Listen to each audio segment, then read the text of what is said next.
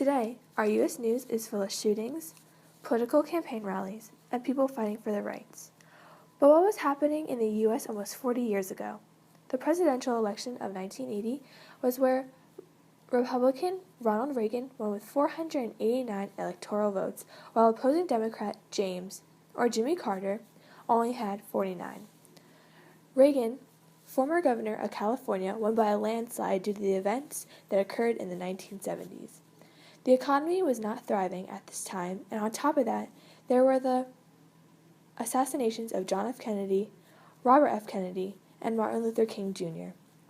The 70s were also home to the Vietnam War, Watergate, and Iran's capture of 52 American citizens.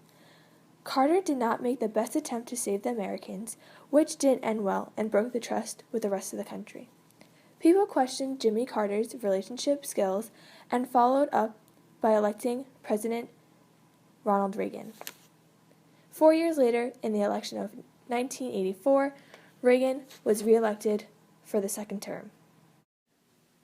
Not only was the presidential campaign during the 80s, as like today, but also the issue on abortion. The Harris v. McRae 1980 was a case in the Supreme Court that held states that participated in Medicaid not required to fully medically fund abortions.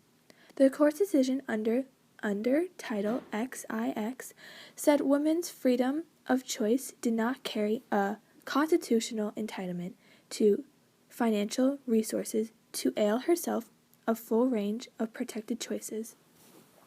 In 1981, the Bellotti v. Barrett case, the Supreme Court ruled that minors can have an abortion without parental notification or consent. But later, in 1989, in Washington state, on the Webster v. Reproductive Health Services, declared that life begins at conception and ruled abortion unconstitutional. The 1980s were also a big time for women. In 1981, Sandra Day O'Connor was appointed as a member of the Supreme Court, the first woman in the nation's highest court system. The 1980s were also a time to talk about AIDS and when the research broke out. In 1985, President Reagan publicly mentioned AIDS for the first time, and the U.S. Congress gave $70 million for AIDS research, and shortly following, in 1987, gives a public speech about AIDS and establishes a presidential commission on HIV. By the end of 1989, the number of reported AIDS cases in the United States became over 100,000 citizens. Going back to the early 80s, 1983, we could talk about the NASA's darkest tragedy.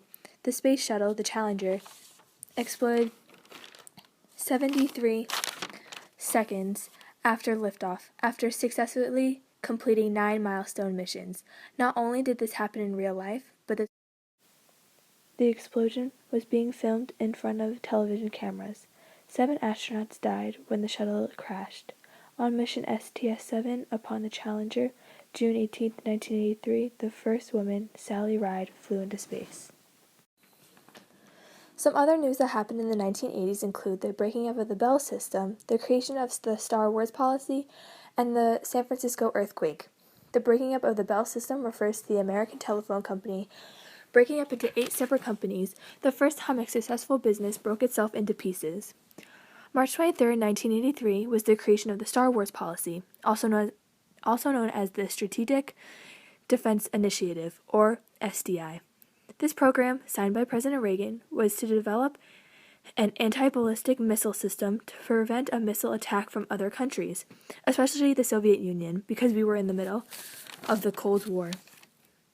In 1989, San Francisco got hit with a 7.1 magnitude earthquake that lasted 15 seconds. This earthquake killed around 70 people and injured about 3,800. And that's the most important United States news in the 1980s. The world went through many highs and lows in the 1980s. Many exciting world and economic events occurred. In 1980, the Iran-Iraq War begins, also known as the First Persian Gulf War. The 22nd Olympic Games were held in Moscow and was boycotted by over 50 nations. 6 U.S. Embassy aides escaped from Iran with help from Canada, and the World Health Organization declared smallpox eradicated. In 1981, there was an assassination attempt on Pope John Paul II. AIDS was officially recognized. Egyptian President Anwar Sadat is assassinated. Riots break out in multiple United Kingdom cities. President of Bangladesh, Ziaur Rahman, is murdered, and Lady Diana Spencer marries Prince Charles of Wales. In 1982, Israeli forces invade Lebanon.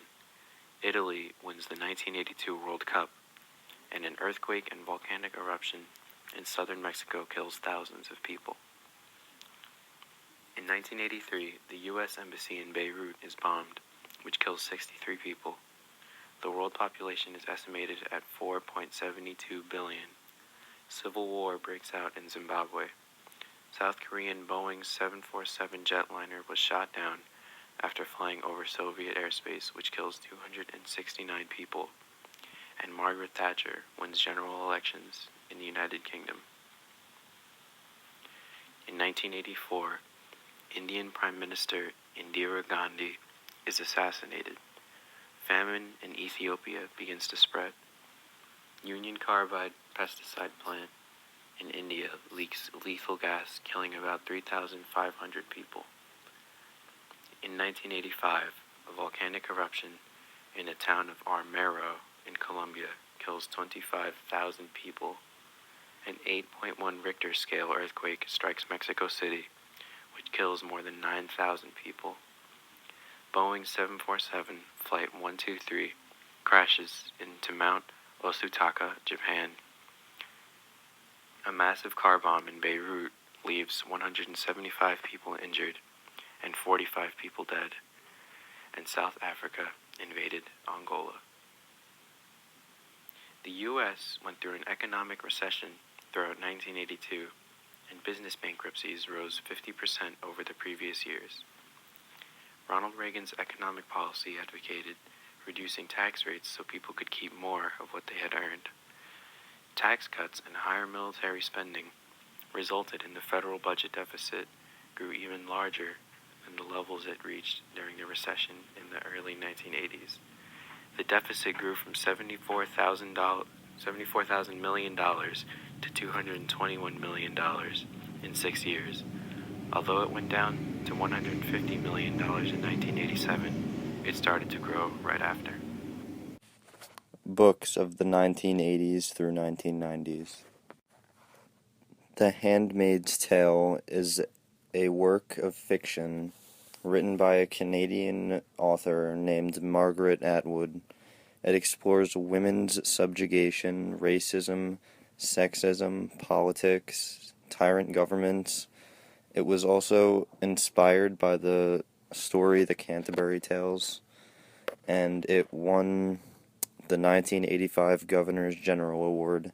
It was also nominated for 3 other awards, however, it did not win. The Color Purple is an American novel written by an American author named Alice Walker. It won a prize for the National Book Award for Fiction for that year. It was adapted into a film later that year, also with the same name. It includes sexism, racism, sisterhood, and it takes place in Georgia. Next is Pet Sematary, a horror novel written by Stephen King. This novel was written in 1983, and it was nominated for a World Fantasy Award for Best Novel. It was also made into a film 5 years later in 1989. Ender's Game is a military science fiction novel written by an American author named Orson Scott Card. The novel is set in Earth's future, where there is conflicts between buggers, or otherwise known as aliens. Last, The Name of the Rose, a book that was originally written in Italian, and it was also made into a movie in 1986.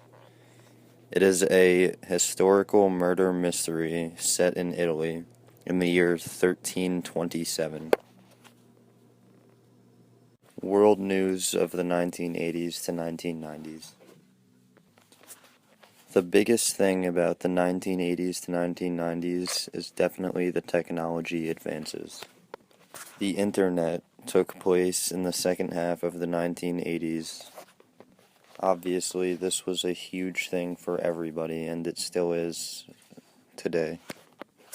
Also, television started to become a very big thing in the 1980s, even in third world countries. That will be all for the news and books of the 1980s to 1990s. The 1970s for some American people was a troubling time. In response, Americans welcomed a new conservatism in social, economic, and political life during the 1980s. In other words, a rise in the dislike of change or new ideas began to emerge in the 1980s. People were sticking with what they knew, an overall tradition. Aside from the 1920s, of course, the 1980s was also said to be remembered by materialism and consumerism.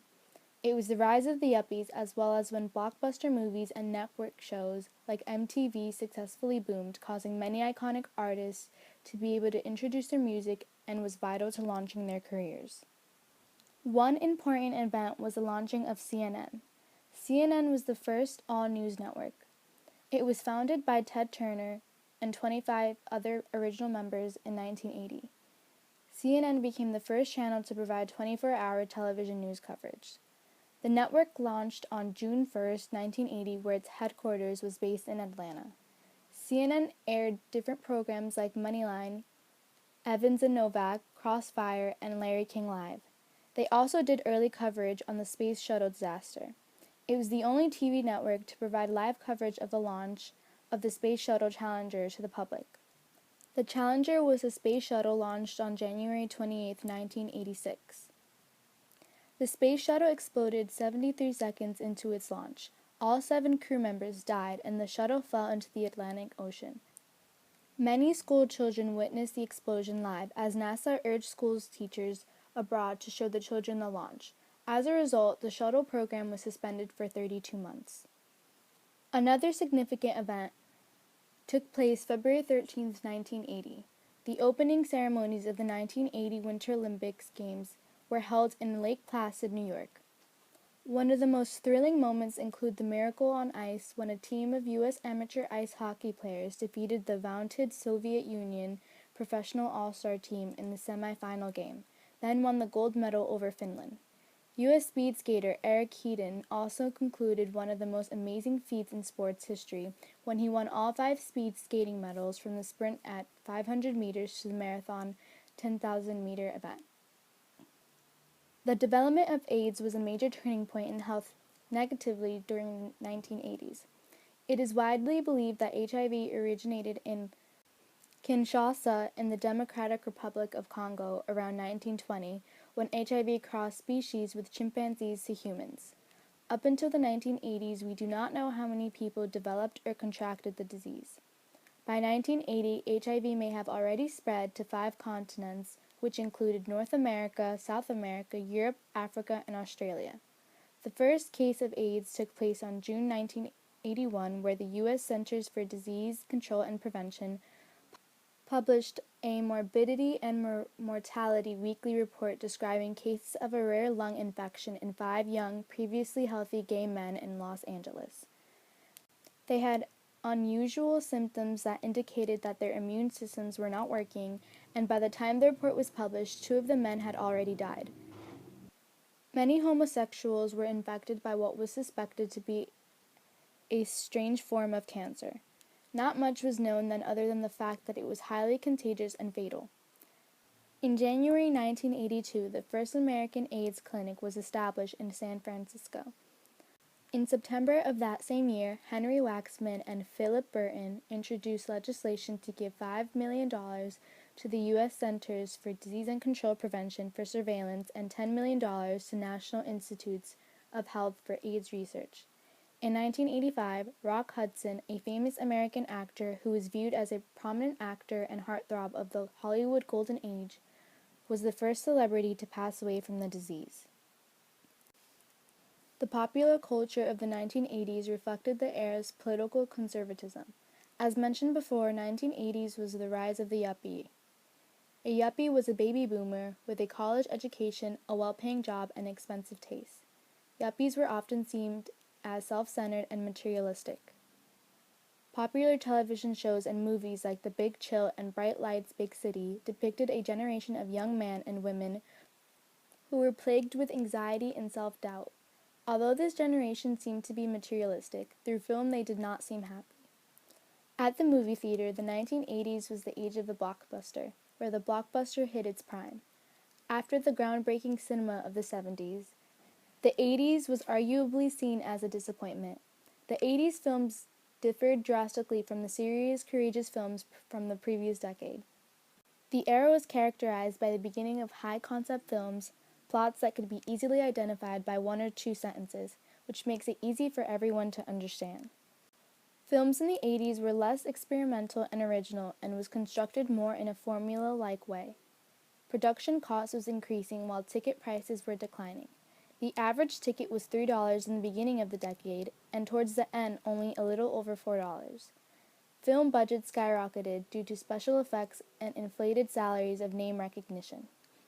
To save money, many more films were created in non-US locations by the mid-decade.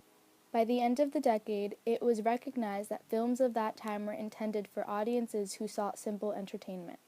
Movies that were considered to be influential in the 1980s included E.T. the Extraterrestrial. It was an immensely popular film that also won the Oscars in 1982. It became one of the box office champion film of all time. Much of the film was deliberately shot from a lower camera angle from a child's point of view to encourage younger viewers to identify with the characters and to force adult viewers to relive their childhood. The Breakfast Club also impacted the 80s. Before The Breakfast Club, viewers saw depictions of high school in a two-dimensional manner, reducing characters to stereotypes instead of people. The Breakfast Club introduces a variety of characters who throughout the movie reveal secrets about themselves. By the end of the 1980s, 60% of American television owners got cable service, and the most revolutionary cable network of all was MTV, which made its debut on August 1st, 1981. MTV went on to revolutionize the music industry and became an influential source of pop culture and entertainment in the United States. The 80s was a serious year for music. Some of the songs you hear in TV shows, movies, or even sometimes on the radio are from that period of time and we don't even realize. In fact, the channel that represents music, MTV, was created in 1981 and aired. The revolution of music television, or MTV, impacted the world very seriously. When MTV came around, we were able to hear all new music faster and more frequently. It was a source that shared everything hot and popular, and for people to enjoy easier and more conveniently. In my personal opinion, the 80s had some of the best music to ever be made. The king of pop, Michael Jackson's most famous music is from the 80s. Between 1982 and 1987, Michael Jackson worked on and released 2 studio albums that features his best music of all times. The albums Thriller, which came out in 1982, and Bad, which came out in 1987, feature songs we all know like Thriller, PYT, which is Pretty Young Thing, Bad, The Way You Make Me Feel, and so many more. Michael Jackson, being the legend that he is, still has his music being shared around the world and listened to today. Just yesterday, I heard Thriller on the radio. A female in the music industry who had her big outbreak in the 80s is the beauty queen we all know and love, Madonna. Like Michael Jackson, Madonna released 2 studio albums in this decade and are still remembered to this day. The albums True Blue, which came out in 1986, and Like a Virgin, which came out in 1984, feature some of her most popular songs. Pretty sure we all know songs like a Virgin, Holiday, and of course, Material Girl. Although we still hear these songs constantly all over the place, the hype and popularity of them have obviously died down since the 80s. Luckily for Madonna, TV shows like Glee and movies like Pitch Perfect have covered her songs in more recent years and reminded us why we love them so much. Also, Holiday was added to the list of songs in the all-too-popular video game Just Dance. Even the younger generation of little kids are hearing these songs and loving them just as much as their parents do. Madonna is truly a female legend of the 80s and really set a standard for music for females in the future very, very high. Another empowering female who had her major outbreak in the 80s is the wonderful Whitney Houston. You're totally lying if you say you've never tried to sing like her in the shower, because let's be real, we've all tried to hit those notes in I Will Always Love You and have never actually succeeded. Anyways, in 1987 is when Whitney Houston released her album that gave her her name, literally. Whitney, the album, featured her first single on the Billboard charts, I Want to Dance with Somebody. This song was an instant hit due to the good vibes and fun theme it had to it. The title itself says enough. The song really did make you want to dance with somebody, and it also made Whitney Houston a brand new star. Other songs from the 80s that are still huge today are Don't Stop Believin' by Journey, which came out in 1981, Jesse's Girl by Rick Springsteen, which also came out in 1981, Girls Just Wanna Have Fun by Cyndi Lauper, which came out in 1983, Red Red Wine by UB40, which also came out in 1983, You Spin Me Round by Dead or Alive, which came out in 1984, Don't You by Simple Minds, which came out in 1985, Push It by Salt and Peppa, which came out in 1986, Never Gonna Give You Up by Rick Astley, which came out in 1987, and many more. I can describe music from the 80s in one word: legendary. I can describe the artists from the 80s in one word as well: talented. Today's music really lacks that get up and dance feeling that the 80s gave us. The music back then was real and had more to it than just sex, drugs, and money, which is what we hear more frequently on the radio nowadays. The 80s was an era that set the bar high for music in the future. Artists of the 80s taught us to let loose, have fun, and forget our worries just for a few minutes to really appreciate the beauty and art in their music. Unfortunately, it's hard to find such good, pure music with a message these days, which is why we really need to hold on to the 80s so that future generations will have the chance to listen to this art and really enjoy the masterpiece that it is. A singer in a smoky room, a smell of wine and cheap perfume. They start talking cute, I wanna tell her that I love her, but the point is probably moot, 'cause she's watching him with those eyes.